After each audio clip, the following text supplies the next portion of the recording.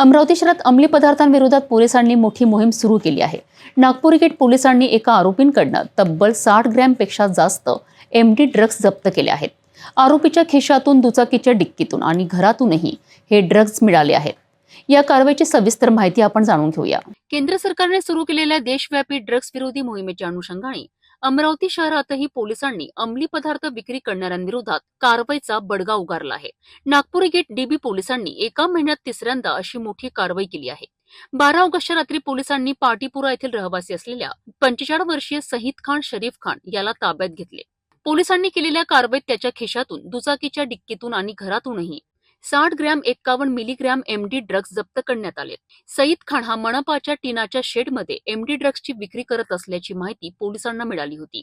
या कारवाईमध्ये पोलिसांनी आरोपींकडून 2 मोबाईल फोन आणि एक दुचाकी असा एकूण 4,36,830 रुपयांचा मुद्देमाल जप्त केला आहे। पोलीस उपनिरीक्षक जितेंद्र भार्गव यांच्या तक्रारीवरनं आरोपी विरुद्ध एनडीपीएस ऍक्ट अंतर्गत गुन्हा दाखल करण्यात आलाय। ही कारवाई पोलीस आयुक्त अरविंद चावरिया आणि पोलीस उपायुक्त गणेश शिंदे यांच्या आदेशानुसार नागपूर गेटचे वरिष्ठ पोलीस निरीक्षक हनुमंत उर्ला गोंडावार यांच्या नेतृत्वाखाली डीबी पथकाने केली आहे। या पथकात पोलीस उपनिरीक्षक गजानन विधाते, जितेंद्र भार्गव तसेच इतर पोलीस कर्मचारी आणि महिला पोलीस कर्मचाऱ्यांचा सहभाग होता।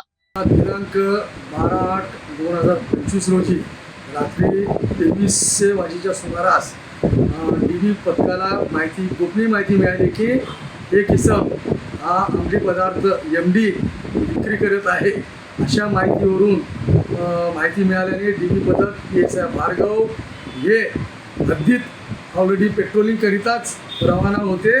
त्या दरम्यान त्यांनी खात्रीलायक माहिती मिळाल्याने सदर पाटीपुरा येथील मनपा ग्राउंड आहे त्याच्यासमोर बसण्याची माहिती मिळाल्याने त्या ठिकाणी जाऊन त्याला पकडले असता तर त्याच्या वरील शर्टाच्या खिशात 2 पाऊच मिळाले।